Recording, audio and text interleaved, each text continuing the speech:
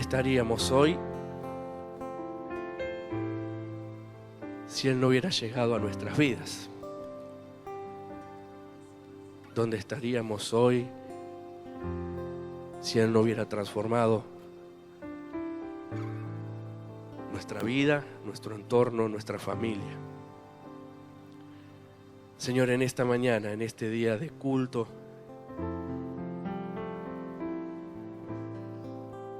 te damos gracias por tu obra, por cada uno de nosotros. En esta mañana aquí en casa, aquí en este lugar congregados, en esta mañana que cada hogar que está conectado, que cada cocina, que cada living, Señor, que cada dormitorio que está compartiendo esta transmisión y este tiempo, que la presencia de tu Espíritu Santo pueda ser tan real como en este lugar, Señor. Señor, que tu obra por nosotros en esta mañana, Señor, sea fuerte en nuestros corazones, Padre Celestial. Te damos gracias, Señor. Te damos gracias, Señor. Gracias, Padre. Gracias, gracias, Señor. Tome su asiento, mis hermanos que están aquí en este lugar. Bienvenidos aquellos que no llegué a saludarlos al inicio. Bienvenidos los que están en casa, mirando, compartiendo la reunión de manera virtual. Estamos en este día domingo especial, domingo de resurrección, sí, domingo de resurrección. Y de eso vamos a hablar en esta mañana, ¿sí? ¿De qué vamos a hablar si no? Sería medio desubicado hablar de otra cuestión. Vamos a hablar acerca de esto.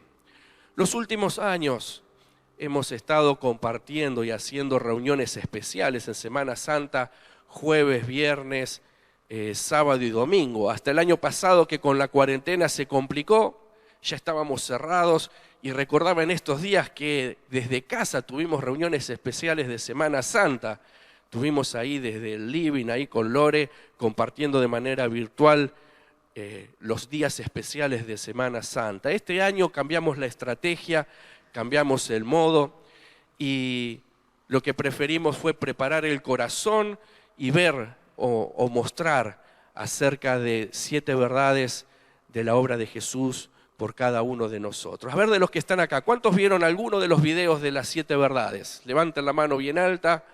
Bueno, bien, veo que a la mayoría le han llegado los links, han llegado muchos mensajes agradeciendo esto, y es increíble cómo la palabra corre y vuela, ¿sí?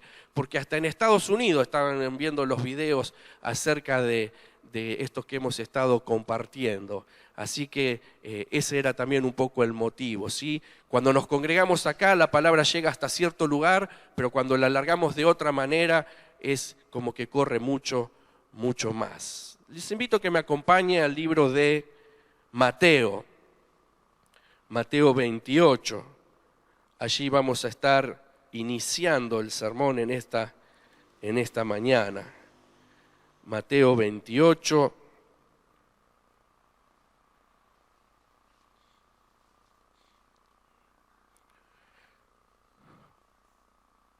Mateo capítulo 28. El título en mi Biblia de inicio de este capítulo es La Resurrección.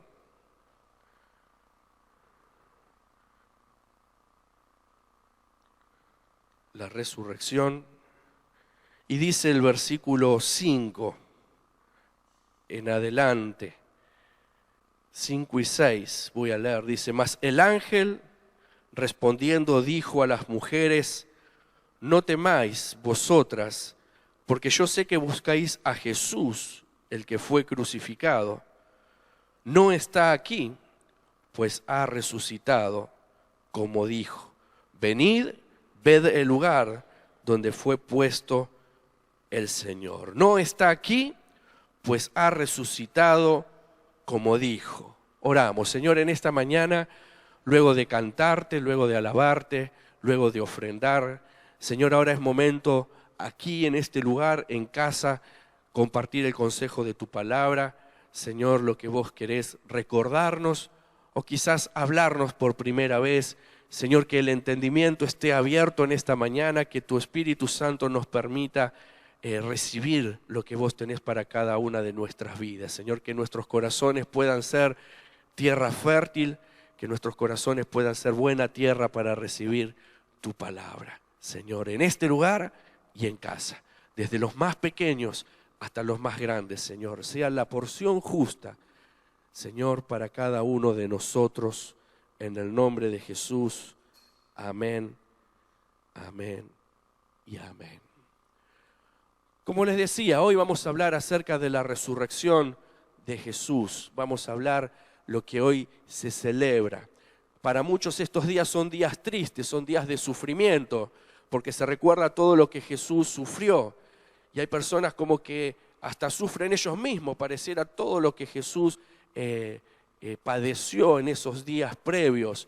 Pero sin el evento de que hoy recordamos, sin el evento que hoy celebramos, que hoy predicamos, todo lo que pasó previo, todo el sufrimiento de Jesús, toda su buena vida como enseñando buenos principios, todo su sufrimiento aún de los azotes, de la cruz, aún el morir, todo eso sería incompleto si no hubiera estado el evento concreto de la resurrección de Jesús. Y quiero que veamos en esta mañana algo. Quiero en esta mañana que veamos qué pasaría si Jesús no hubiera resucitado. ¿Cuál sería nuestra realidad, la realidad del mundo, si sería mentira de que Jesús resucitó? ¿Sí? ¿Qué pasaría si eso es mentira? Ahora sabemos que eso es verdad.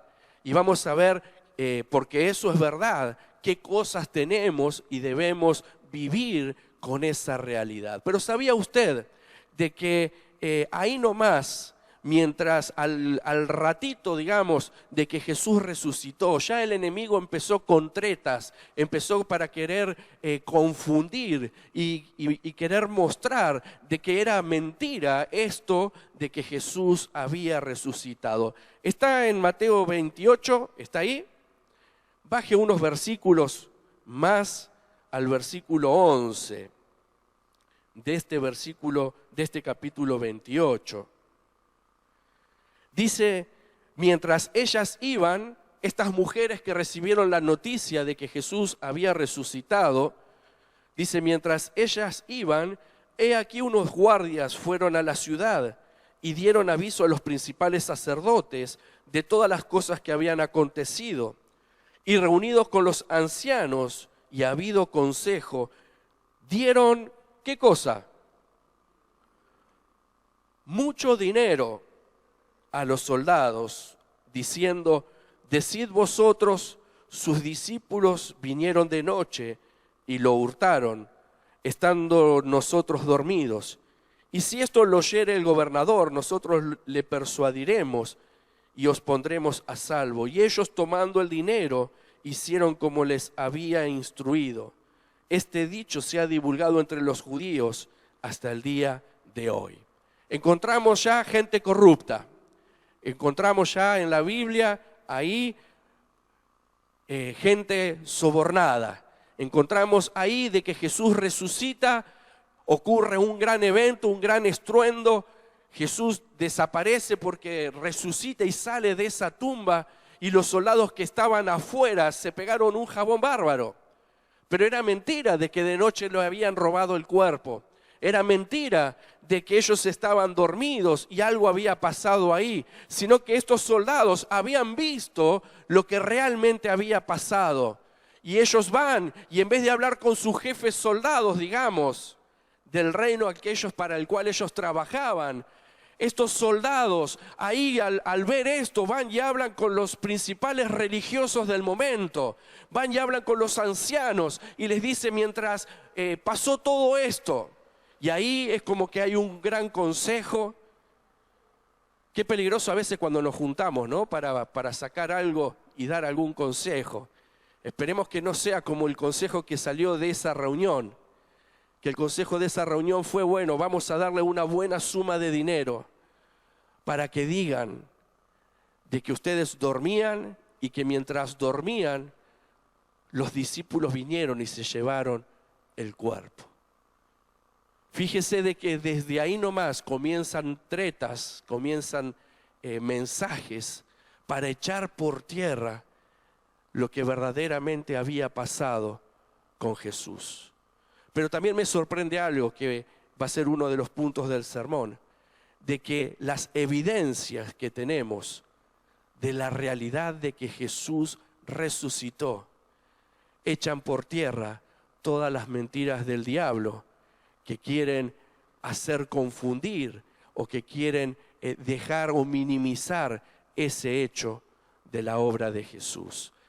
La resurrección de Jesús, su muerte, aún la manera de su muerte, el tiempo que iba a estar muerto y que Él iba a resucitar, no fue algo que apareció cuando Jesús apareció, sino que desde el Antiguo Testamento encontramos palabras, profecías, mensajes que hablaban acerca de que iba a venir un Mesías, de que ese Mesías iba a sufrir, de que ese Mesías iba a morir, pero no solamente de que iba a morir, sino de que iba a resucitar de esa tumba. ¿Está de acuerdo conmigo?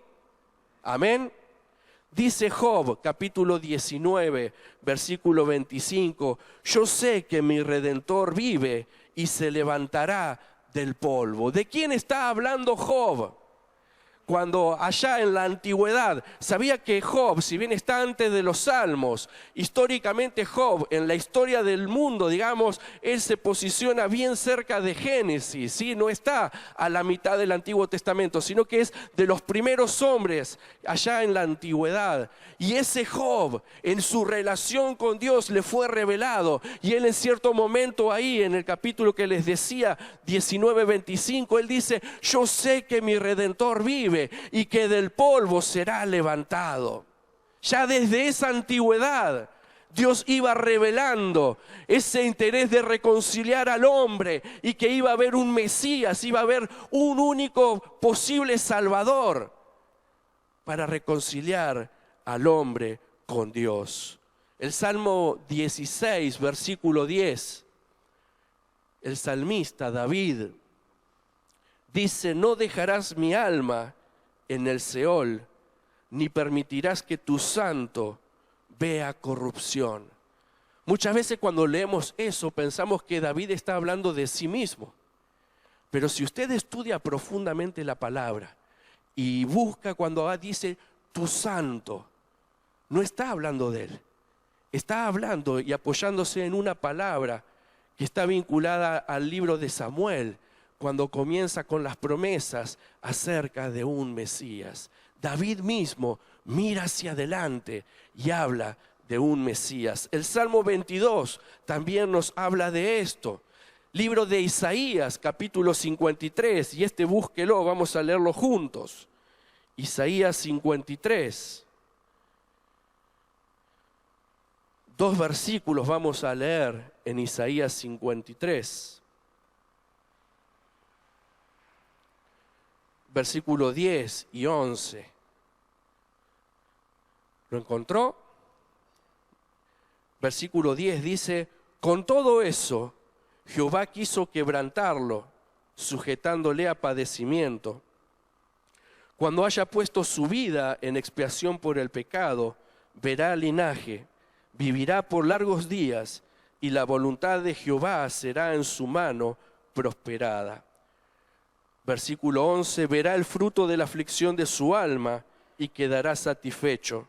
Por su conocimiento justificará a mi siervo justo a muchos y llevará la iniquidad de ellos. Qué hermoso pasaje en Isaías. Isaías, muchos años antes de que Jesús esté presente, proféticamente, ahí hablando hacia adelante, habla de este Jesús que predicamos. En el libro de Daniel, capítulo 12, versículo 1, 2, 3, también nos habla de esto, ¿sí? Para aquellos que toman nota, también usted puede verlo puede verlo ahí también a Jesús representado, mirándolo hacia adelante. ¿Cuántos escucharon la historia de Jonás?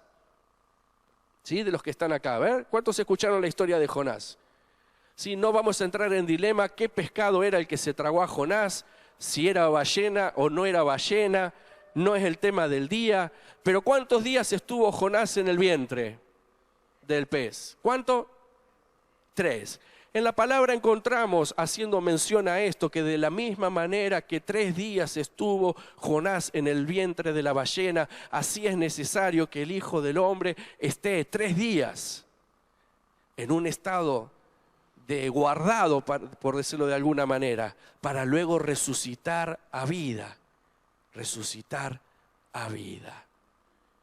Oseas, capítulo 6, versículo 1, ahí en los libritos pegados de la Biblia. Los de la era del celular de la Biblia en el celular no experimentan el trauma de no encontrar los profetas menores. Sí, pero aquellos que somos de la era de la Biblia de papel, el encontrar un profeta menor es todo un desafío muchas veces. En el libro de Oseas, capítulo 6, versículo 1 y 2, dice: venid y volvamos a Jehová. Él arrebató y nos curará, y dio y nos vendará.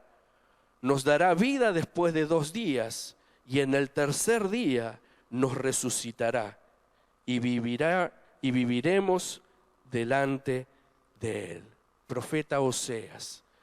Todo el Antiguo Testamento tenemos evidencias que hablaban acerca de este Jesús, que no solamente iba a venir, de que no solamente iba a estar en medio, que no solamente iba a dar la vida, sino de que el punto importante o que quiebra el cumplimiento de todo es que Jesús no solamente vino, no solamente caminó, no solamente hizo milagros, no solamente anduvo en medio de nosotros, no solamente fue a la cruz.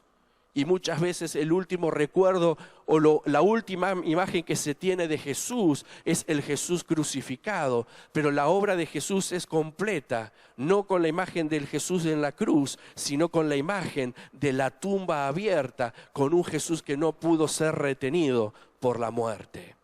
Ahí es donde toda la predicación del Evangelio toma fuerza. Toma fuerza. ¿Qué evidencias tenemos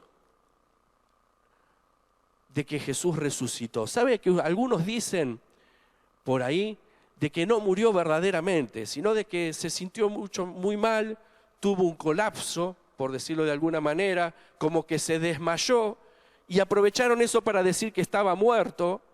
Pero en realidad nunca murió, ¿sí? O sea, no resucitó porque no murió, fue como un desmayo y nada más. Pero ¿recuerdan el relato de ese soldado que estuvo cerca de él y que dijo: no, este está muerto? Esos soldados estaban acostumbrados a ver muertos, ¿sí? No es como si lo miro yo, que por ahí uno lo mira y por no sentirlos frío, por decirlo de alguna manera, por no sentirlo muerto, lo mira de lejos y no se arrima. Esos soldados estaban experimentados, era común ir a la cruz y estar hasta el momento de la muerte. Sabían reconocer la muerte. Y aún Lucas, cuando luego hace esa explicación del agua y la sangre, Lucas, ¿qué profesión tenía? Médico. Y quizás para nosotros que somos de otro rubro no lo entendemos, pero uno puede encontrar a médicos explicando lo que Lucas nos describe. Y podemos ver que Jesús no fue que se durmió, no fue que tuvo un colapso. Jesús estuvo muerto. Y el Padre, a través de la obra del Espíritu Santo, lo resucitó. Lo resucitó. Es sorprendente de que si fuera una mentira que Jesús resucitara, ¿quiénes serían los primeros que darían la noticia? Sus amigos. Si era una mentira de los discípulos, los primeros que harían correr la bolilla de que Jesús resucitó serían los discípulos. Ahora, ¿quiénes fueron los primeros que fueron con un mensaje? La guardia. Muy bien, no sé quién fue, pero el pasaje que leímos recién de Mateo. Los primeros mensajeros no fueron los que en teoría querrían llevar una mentira, sino que los primeros que fueron con un mensaje eran la guardia que estaba ahí cuidando la tumba y que vieron todo lo que había pasado. Para aquellos estudiosos de la palabra, ¿sabe cuántas veces se apareció Jesús después de que resucitó? 10 veces. Desde que Él resucita hasta que vuelve al cielo, Él 10 veces encontramos en la Biblia donde se le aparece a gente. ¿Sabe a cuánta gente se le apareció en esas 10 apariciones? 518 personas. Ahora, poder mantener una mentira con 518 personas, yo creo que es bastante difícil, ¿no? Siempre hubiera habido alguien que miente distinto. Siempre hubiera habido alguien que miente de más o de menos, pero encontramos que 10 veces, y esas personas vieron a ese Jesús resucitado, a ese Jesús resucitado. Tengo 4 o 5 cosas más de evidencias de que Jesús resucitó, pero vamos a pasar al punto donde vemos qué hubiera pasado si Jesús no hubiera resucitado. Dígame usted, si Jesús no hubiera resucitado, ¿sería lógico que estemos acá en esta mañana?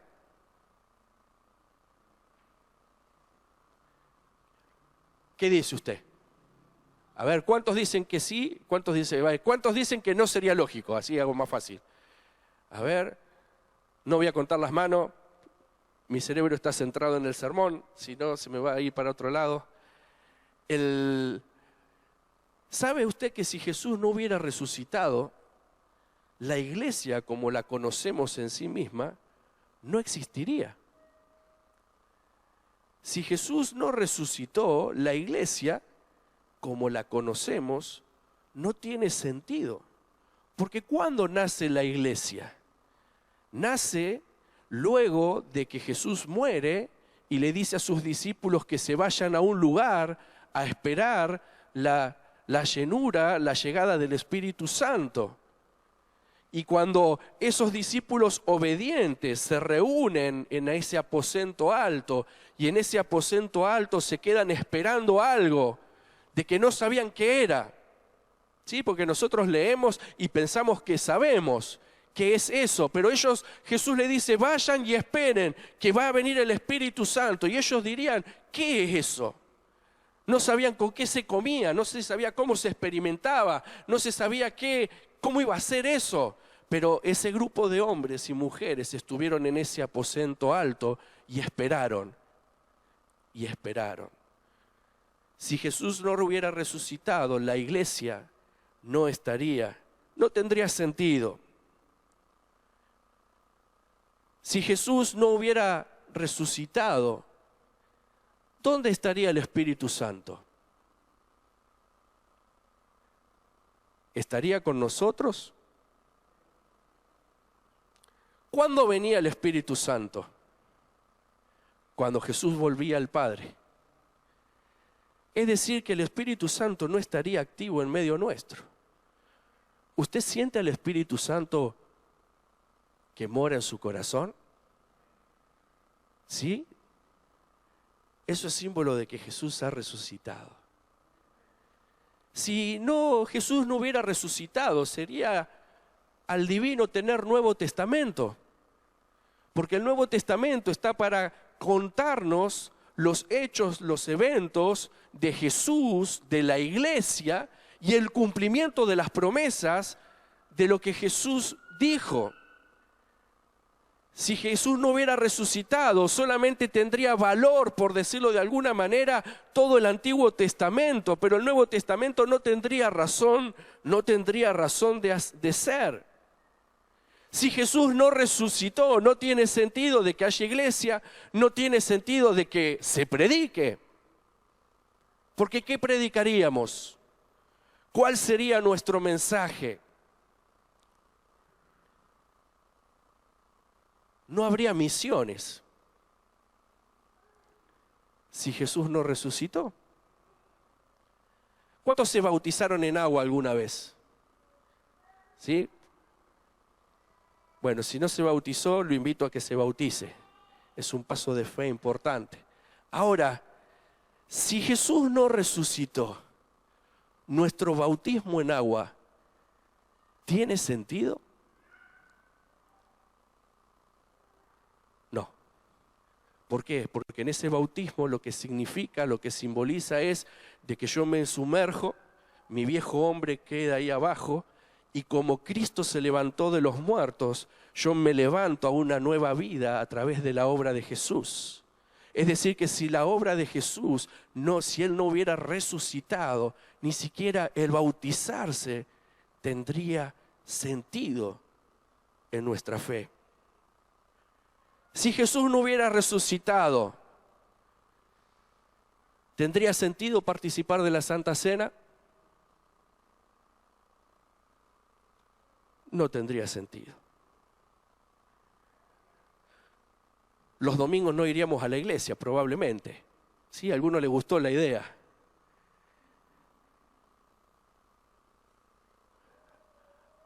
Lo más preocupante es que si Jesús no ha resucitado, estaríamos todos hundidos y sin esperanza. Estaríamos toda la humanidad eternamente en problemas. Si Jesús no hubiera resucitado, no habría posibilidad alguna de que el hombre reciba salvación y perdón de sus pecados. Pensaba al ver en esto, con razón no querían que se supiese que Jesús había resucitado. Con razón también el Padre desde la antigüedad fue anunciando, porque era un evento importante. Era un evento importante el hecho de la resurrección del Mesías. Dice 1 Corintios 15, búsquelo, por favor, 1 Corintios 15.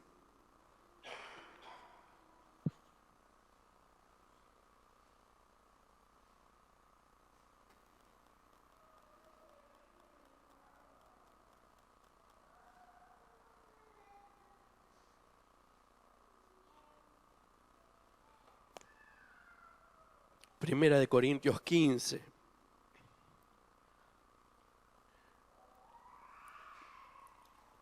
A ver, voy a buscarlo también por las dudas. Primera de Corintios 15.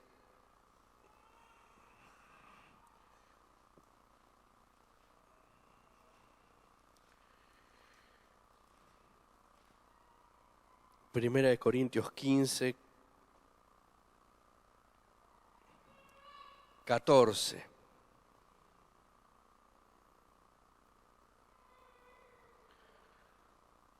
Primera de Corintios 15, 14. Palabras del apóstol que le dice, y si Cristo no resucitó, vana es entonces nuestra predicación, vana es también nuestra fe.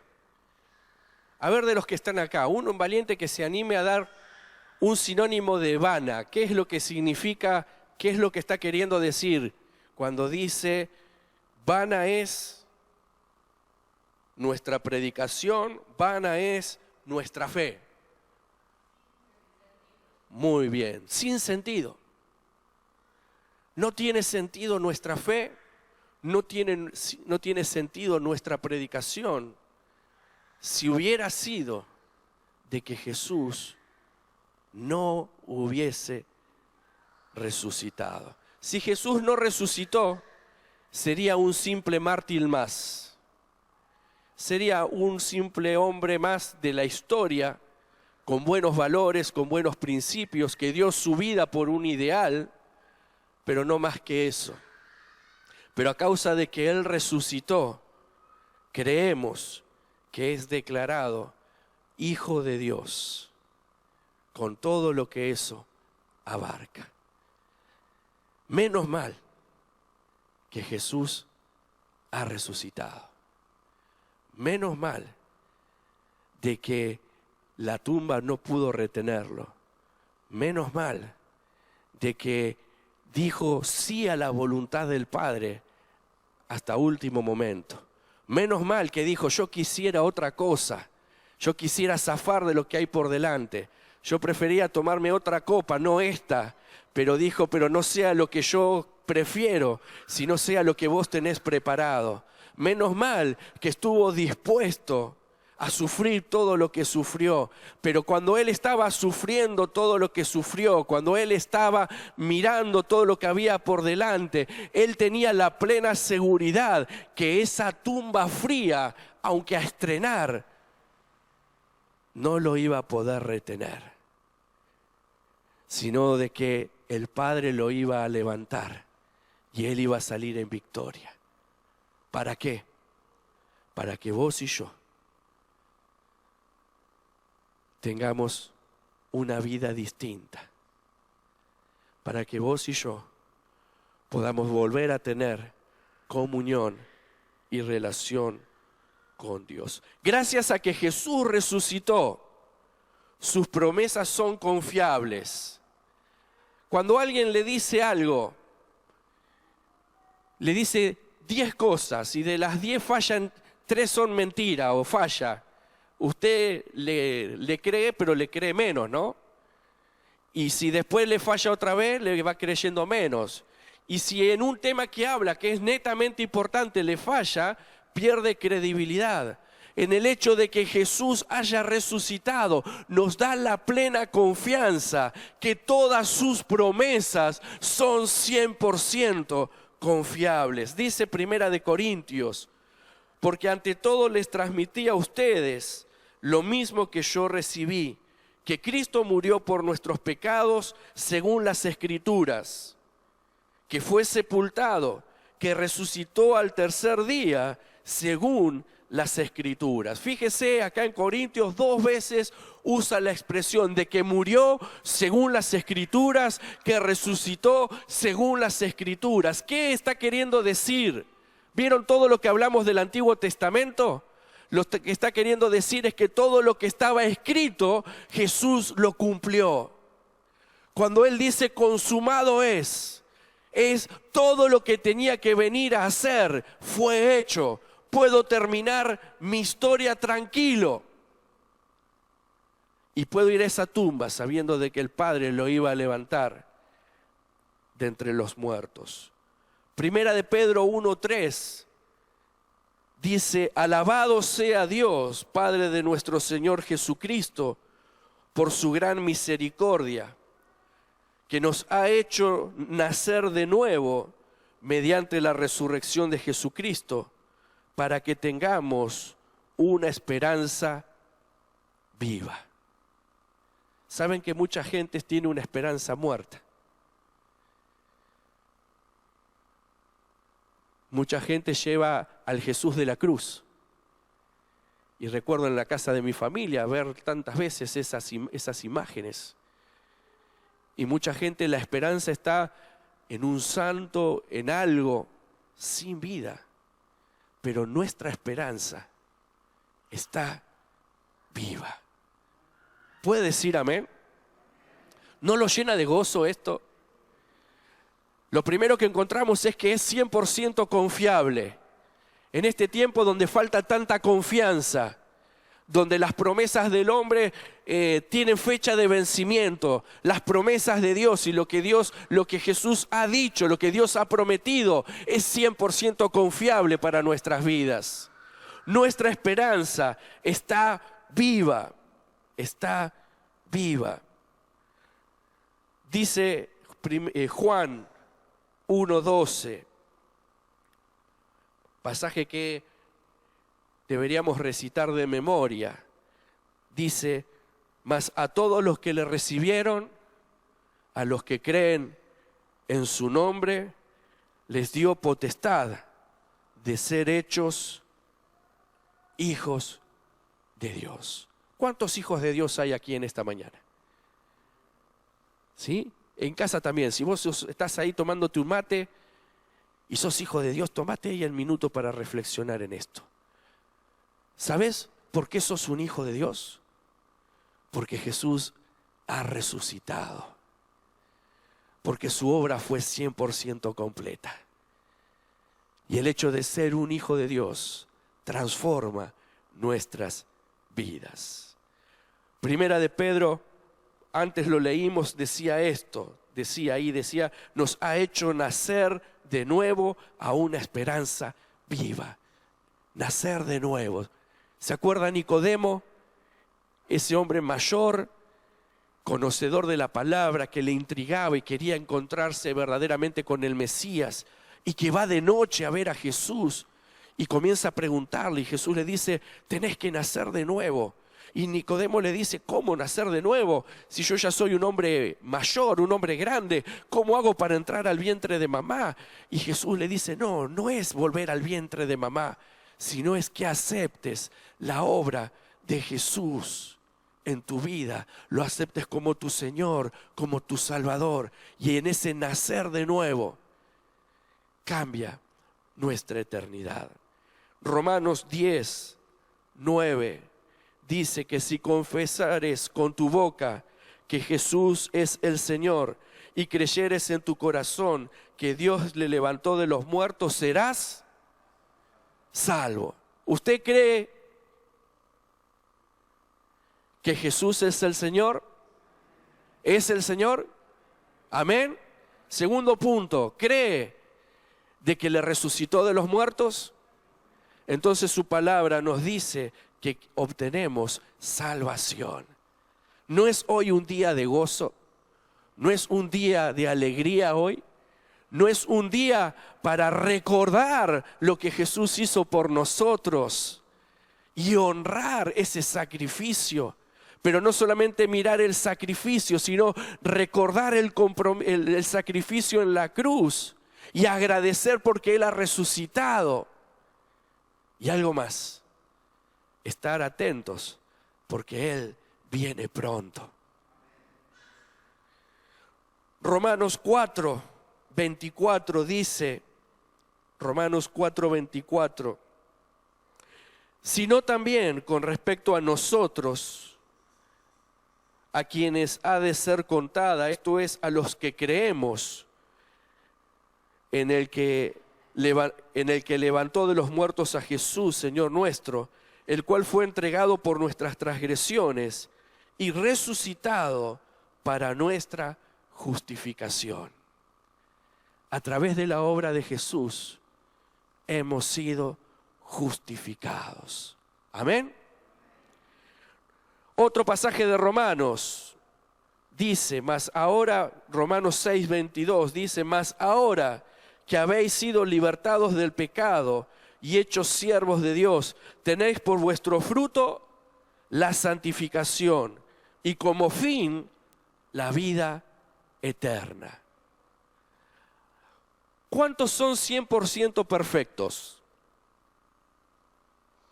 Me hiciste asustar, Pipi. Vi que hizo así, yo dije, no, tengo que orar por este hermano. ¿Cuántos son perfectos? ¿Sí? ¿Cuántos ya están? Es como que el Padre, el Hijo, el Espíritu Santo y ese. Cuando tenemos esos pensamientos, el Señor nos baja el copete, ¿sí? Porque por ahí a veces nos pensamos que quizás hasta en el medio capaz que hay lugar para algunos, ¿sí? Cuando entendemos la obra del Señor en nuestras vidas, cuando aceptamos la obra de Jesús en nosotros, dice su palabra que Él nos hace santos. Él nos pone en un lugar, pero a través de la obra de Jesús. Y el Padre nos ve así porque es como si en el medio pusiera un filtro. El filtro es la obra de Jesús y nos ve como santos.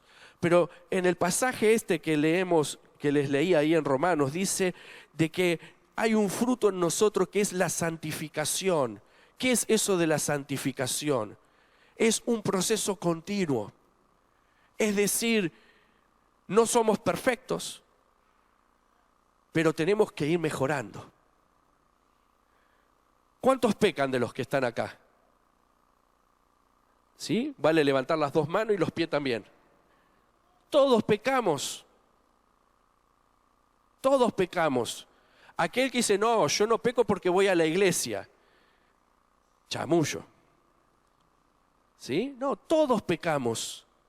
Aún yendo mucho a la iglesia. Quizás hasta más. Todos pecamos. Ahora, ¿qué es lo que hace la obra de Jesús en mi vida cuando yo la apropio? Cada vez tiendo a pecar menos. Cada vez tiendo a luchar, poner más fuerza en eso. Y quizás salgo de una lucha y entro en otra. Pero nuestra vida tiene que caracterizarse por ese proceso de santificación. Voy saliendo de una cosa y tendré que vencer otra, y luego tendré que vencer otra. Y hay un día que vamos a llegar al modelo perfecto, que va a ser cuando estemos en su presencia. Este versículo, la santificación, muchas veces el diablo nos susurra todo lo que nos falta, todo lo que no podemos vencer. Nos hace ver todos nuestros pecados. Y esto no es para pecar deliberadamente.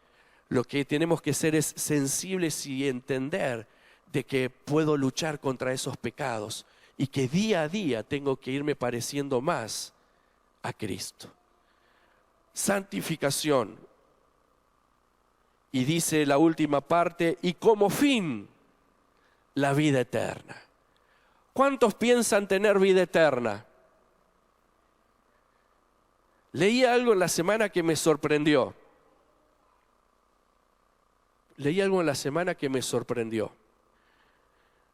Tampoco es que leí nada muy estrafalario, ¿no? Pero vieron cuando uno lee algo y dice, mirá vos, esto es así. Toda persona que nació,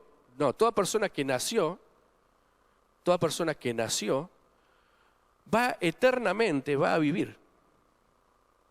O sea, toda persona que nació en algún momento de la historia, esté ahora vivo o esté ahora muerto, pero toda persona que alguna vez nació, va a haber un momento de la historia donde va a estar.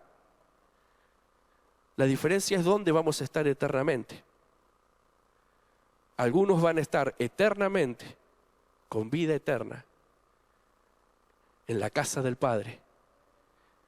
Y otros van a estar en otro lugar, separados de esa casa del Padre. La obra de Jesús lo que nos hace es poder tener la seguridad de que nuestra vida está escondida con Cristo en Dios. Y que en esos lugares celestiales un día vamos a estar con nuestro Padre. Por eso es que tenemos que predicar a tiempo y fuera de tiempo. Por eso es que tenemos que anunciar de que Jesús está vivo. Por eso es que tenemos que abrir nuestra boca y de una manera, de otra manera, ¿sí?, confesar de que aún hay esperanza, de que aún hay salvación. Y eso es aquellos que han aceptado a Cristo, que son hijos de Dios, tienen que poder transmitir esto de una manera vehemente, por decirlo de alguna manera. Dice Juan 11:25, y ya voy terminando. Juan 11:25.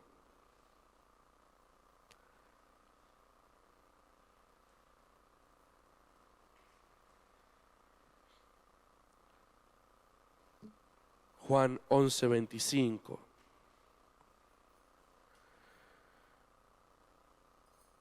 Jesús hablando ahí a sus amigos. Jesús le dijo, yo soy la resurrección y la vida. El que cree en mí, aunque esté muerto, vivirá. El que cree en mí, aunque esté muerto, vivirá. Colosenses 3:4 dice, cuando Cristo, vuestra vida, se manifieste, entonces vosotros también seréis manifestados con Él en gloria. Juan 6:54 dice: el que come mi carne y bebe mi sangre tiene vida eterna, y yo le resucitaré en el día postrero.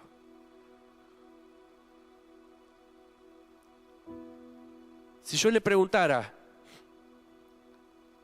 va con doble sentido la pregunta, ¿cuánto tiempo le queda? Qué fea pregunta, ¿no? Si yo le preguntara cuánto tiempo le queda, ¿usted qué diría?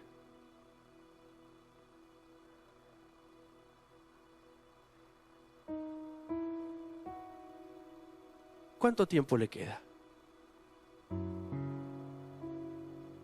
Muchas veces pensamos que el tiempo que nos queda es hasta que se nos apague la vela en esta tierra, ¿no? En realidad, cuando el Señor diga hasta acá, ahí comienza lo mejor para nosotros. Cuando entendemos nuestro futuro y nuestra vida eterna de Dios, la pregunta ¿cuánto tiempo te queda? No tiene que producir temor. No tiene que producir, más vale, nadie quiere irse, ¿no? Uno siempre tiene cosas para hacer y para pensar y para proyectar y para disfrutar, y quisiera ver a los hijos grandes, y quisiera ver a los nietos y a los tataranietos, y quisiera ver tantas cosas. Pero ahora qué bueno es entender y tener la plena convicción en el corazón que en Dios, para adelante, es siempre hacia algo mejor. Quizás a veces no en lo terrenal, pero sin lugar a dudas que no hay nada mejor que cuando estemos rostro con Él.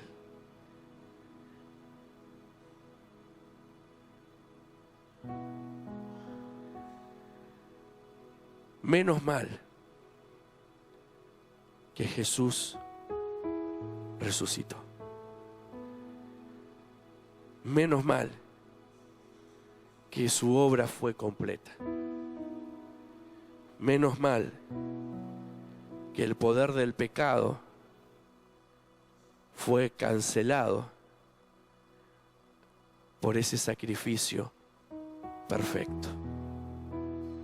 Menos mal que la muerte, predicamos hace poco acerca de eso, el poder de la muerte fue aplacado por la obra de Jesús en esa cruz. En esa cruz y en esa tumba vacía. Para terminar, recordaba y leía. ¿Cuántos conocen por foto, no? Algunos quizás tuvo la bendición de ir, pero la suerte de ir, pero aunque sea por foto, las pirámides de Egipto. ¿Cuántos vieron alguna vez una foto de las pirámides de Egipto? ¿Por qué son famosas las pirámides de Egipto? ¿Qué guarda adentro? A ver, algún estudioso de histórica. Sí, alguno dijo oro, mucho oro. Sí, hay mucho oro, pero el oro tiene que ver ¿con qué? Con las momias que están adentro, con los faraones que los enterraban con todas sus riquezas, con toda su familia, con todo su entorno, los metían adentro de las pirámides. Leía acerca de las pirámides que lo que la hacen famosa es lo que está adentro. Leía acerca, lo leo porque esto es el inglés y el inglés no es lo más fluido en mí, ¿no? Pero leía, la abadía de Westminster en la ciudad de Londres es renombrada porque en ella descansan los restos de la nobleza y de los notables históricos de Inglaterra. En el cementerio de Arlington, en Washington, es reverenciado porque allí es el lugar honroso donde descansan los restos de muchos americanos prominentes.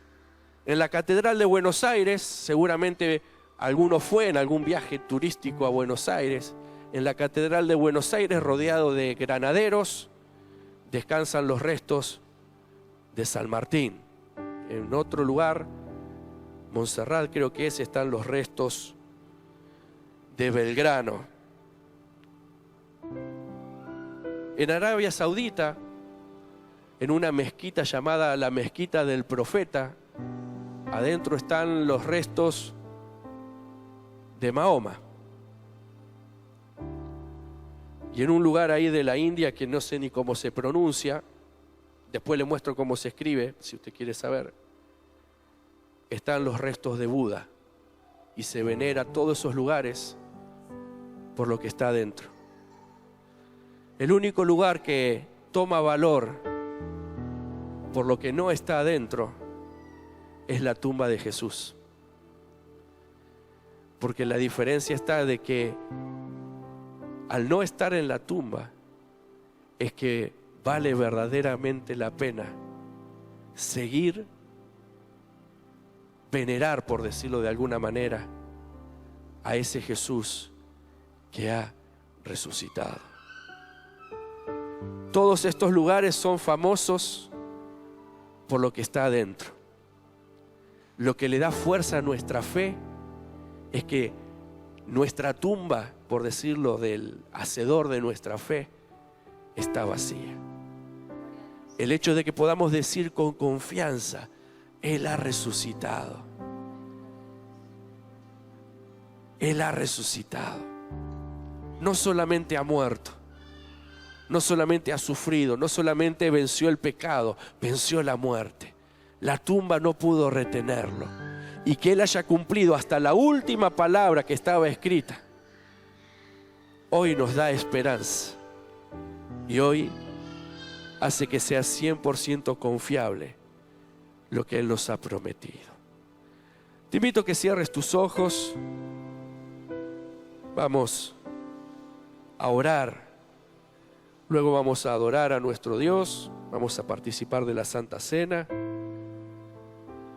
Pero en esta mañana, aquí, en este lugar, en casa, lo primero que quiero preguntarte es: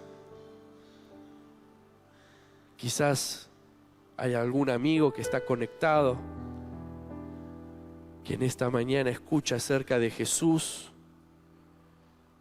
que quizás le llama la atención todo lo que se celebra en la Pascua y los días previos, y va siguiendo la historia de esos días, pero quizás nunca le has abierto el corazón a Jesús, nunca te apropiaste de ese sacrificio en la cruz, nunca te apropiaste de esa tumba vacía. Qué increíble es el pasaje de Isaías que leíamos, que Él mira el fruto de la aflicción, nos mira a nosotros y dice: valió la pena. Aún quizás por vos que escuchás y no le has aceptado todavía, en esta mañana Jesús te dice: fui a esa cruz, atravesé todo eso, estuve dispuesto a experimentar la muerte pensando en vos, para que vos puedas recibir salvación, para que vos puedas recibir el perdón de pecados, para que vos puedas recibir vida eterna. Que esta pueda ser una mañana de salvación para tu vida. Que esta pueda ser una mañana de vivir la Pascua, la Semana Santa, el domingo de resurrección distinto, con paz en el corazón. Y también para mis hermanos que están aquí o los que están en casa, que podamos dar gracias por la obra completa de Jesús. Que podamos dar gracias por ese sacrificio, por esa entrega, por esa obediencia, por ese plan preparado por Dios desde la antigüedad, anunciándolo desde los profetas y cumplido palabra por palabra a través de la obra de Jesús. Gracias porque Él vive. No tenemos temor del mañana. Gracias porque Él vive. La muerte no tiene poder sobre nuestras vidas. Gracias porque Él vive, el enemigo no tiene poder sobre nuestras vidas. Gracias porque Él vive y ha resucitado. Aún nuestro pasado, somos libres de ese pasado y podemos comenzar una nueva vida en Cristo Jesús, solamente porque su obra ha sido completa. Gracias a Jesús porque Él ha resucitado, es de que podemos ser libres de la culpa y podemos ser libres de las ataduras del enemigo y podemos avanzar de nuevo con expectativas. No porque seamos buenos, sino porque su sacrificio fue bueno, agradable y perfecto ante el Padre. Cuando Jesús resucita, en el momento que la tumba se abre, fue como el sello del Padre diciendo: tu sacrificio es aceptado, tu obra es completa y perfecta. El que la tumba se haya abierto es la evidencia del Padre de que el sacrificio de Jesús fue único y suficiente por cada uno de nosotros. Señor, en esta mañana, aquí en este lugar congregados, muchos en casa escuchando, Señor, y un único mensaje en esta mañana: que Jesús ha resucitado. Señor, recordamos las promesas del Antiguo Testamento, vemos a aquellos que quieren quitarle valor a esta obra, pero hoy por medio de tu palabra y de tu Espíritu Santo agradecemos, Señor, porque tu obra ha sido plena y ha sido completa. Porque hoy la iglesia tiene sentido, Señor, porque vos has resucitado. Porque hoy nuestro mensaje es un mensaje de poder, Señor, porque vos has resucitado. Porque hoy el Espíritu Santo mora en nosotros y fluye en nosotros, Señor, porque tú has resucitado, Señor. Señor, hoy seguís teniendo el poder, Señor, porque has resucitado. Señor, de que podamos vivir entendiendo la profundidad de ese sacrificio y de esa obra por cada uno de nosotros. En el nombre de Jesús. Amén, Señor. Y amén.